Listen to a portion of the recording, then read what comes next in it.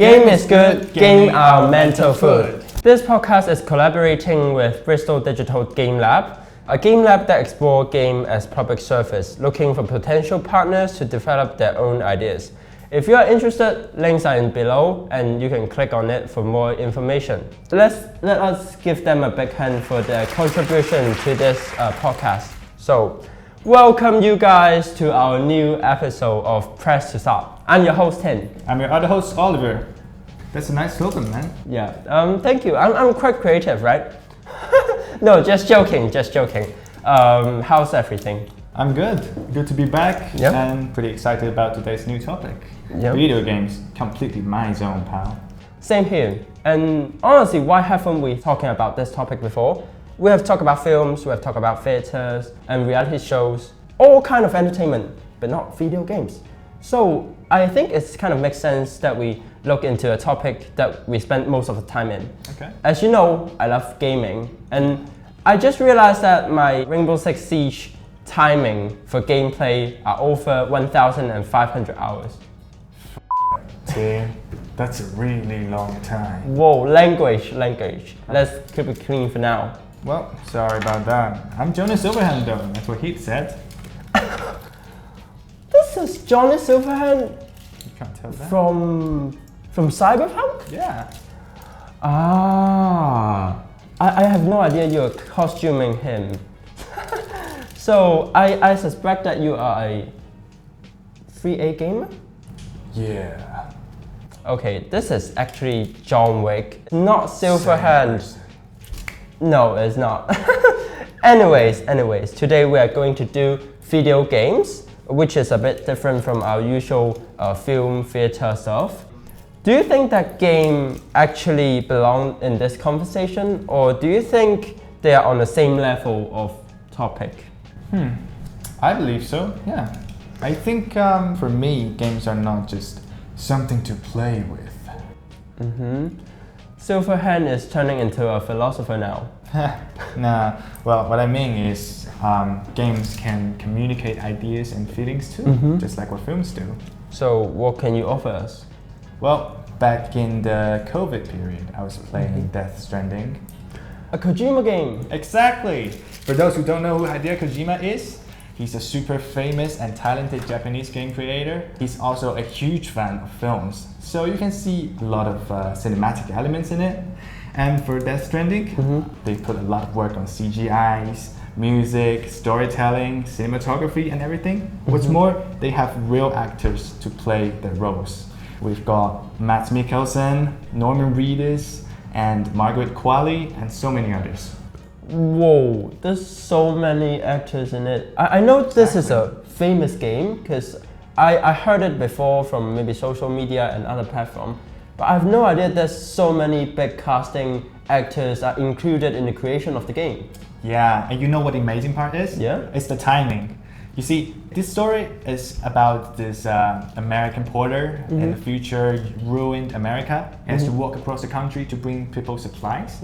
And what's more, he needs to reconnect everywhere. Bring all these isolated places back together on the same network to make everything start running again. And isolated, ruined, remind you anything? Maybe COVID? Exactly. I hate that period. That's a bad one. And you know, while I was playing it, I realized it was not actually just a game, right? It can mirror some realities there. That's interesting. You let me remind of a game, one of my favorite games, which is The Last of Us. This game is created by Naughty Dog and published by Sony. Sony is a big company publishing many films, and this game focuses on the realistic graphics and detailed animation. It makes the storyline so cinematic. And when you play a bit in the game, they will reveal a bit of the story and realistic when you play on. So this kind of gameplay makes me feel like I'm included in game. The feeling is like having another life in the multi-universe. I feel like we're praising games a bit too much. Like it became the final answer to human beings' entertainment. Yeah, calm down a bit. But if that's true, I mean, why not? Because imagine that you enjoy something and you even can learn something from it. Let me ask you a question. If one day the game industry stands up and claims that they are taking away the cinema's throne from the society, will you allegiance to game? What kind of question is that? Just give me the answers. Oh man, I feel like I'm choose games. I'm happy to play games all day. Pathetic. Not a fan of movie marathons? Nah, I just don't think you should watch too many films in one day. I mean, if you watch a really good one and it hits you by the heart, you just need to sit around and think about it for a while. So you are that kind of person that after watching a 2 hours film and you just sit there looking at the ceiling for another 2 hours. Wow, that's called appreciation. Thank you. Whatever, but don't you realize something? Not every game is cinematic, not even a message. Like, you can't just place such a strong defense on it, because there are lots of awful games out there too. Well, there are bad movies as well. But I mean, I just don't think the world would accept like video games as a regular entertainment stuff, and the parents are restricting their children to play video games. Because you, in social media and many news, you can find that children addicted to video games is kind of a problem. Yeah, that's a fair point. I like how you bring out parents for a statement. I remember when I was little, my mom only let me play 40 minutes of games every week. She said it's bad for your health, bad for your eyes, and it makes you blind. I mean, that's ridiculous. It's not. I mean, you are on the glasses now, so... Right. Anyway, the glasses, it's not what matters. Okay, what matters is, yeah. well, games are somehow rejected, but not because it's bad, it's meaningless. It's only people see that kids won't stop playing games. Hey, I need to argue with that. I'm with you, but this is the problem. Okay, so I think games can be cinematic and it can be meaningful. Then what? Like, there are kids addicted to Fortnite, addicted to maybe Roblox. This kind of game doesn't bring any elements that we have just talked about. And for me, as a Rainbow Six Siege player, that like 1,500 hours, I wasn't want to learn anything from it. I just want to play. I just want fun.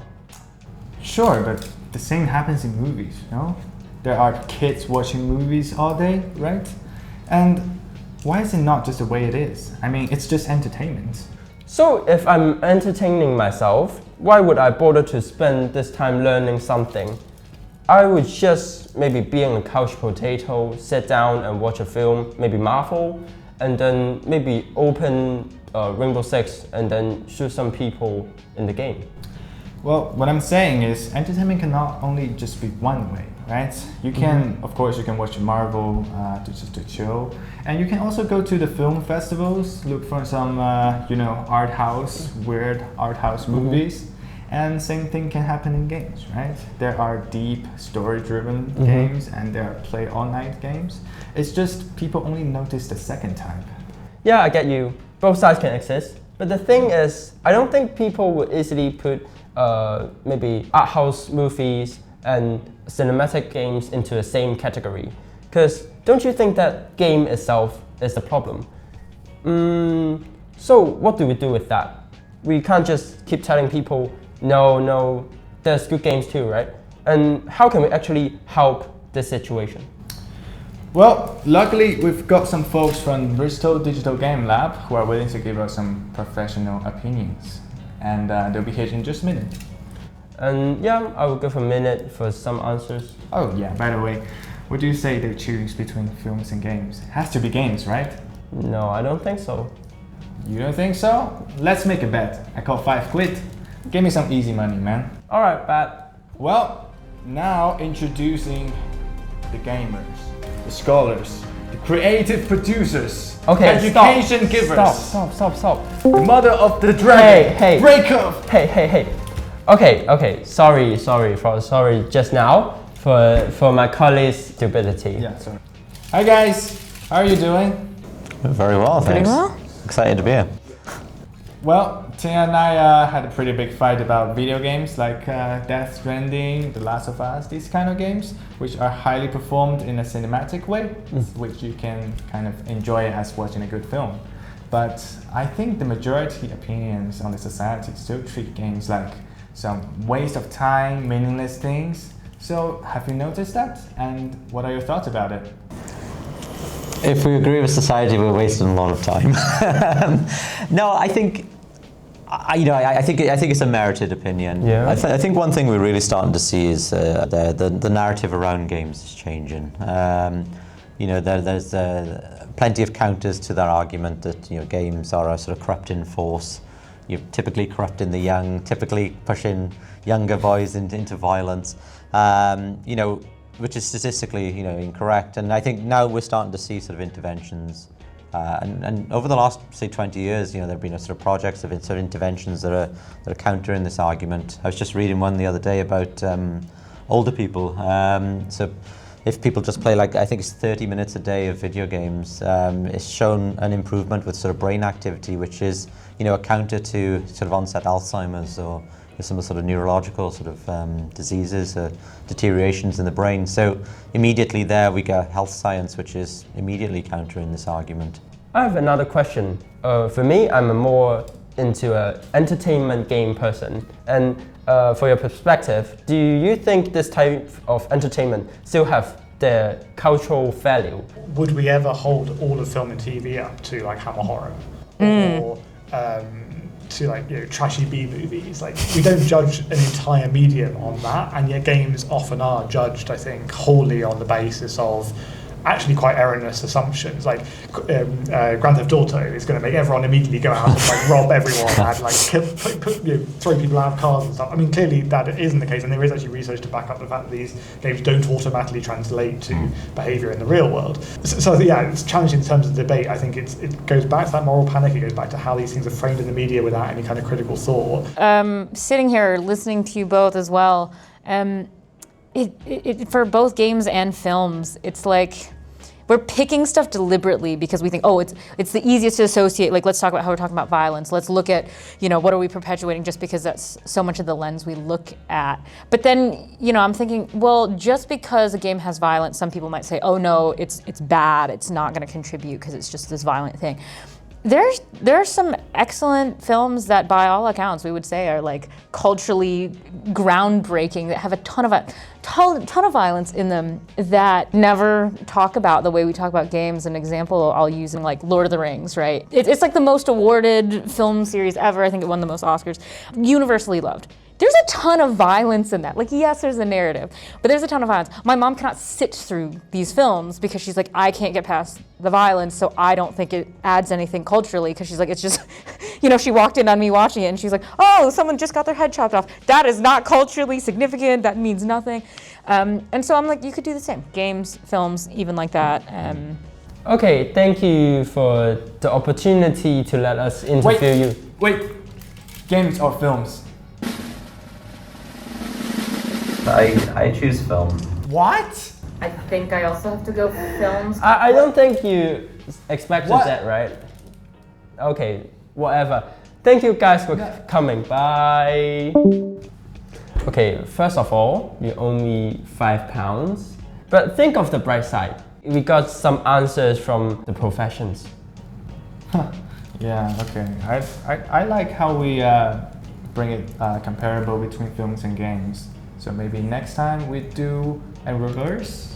But let's discuss how films can be that high and why is it undefeatable. Yeah, and pay me £5. Shut up. Okay, thank you guys for watching, and don't remember, links is below in the description. Just click on it for more information. And shout out to Bristol Digital Game Lab for the interview. And thank you guys for watching, and bye, see you. Bye.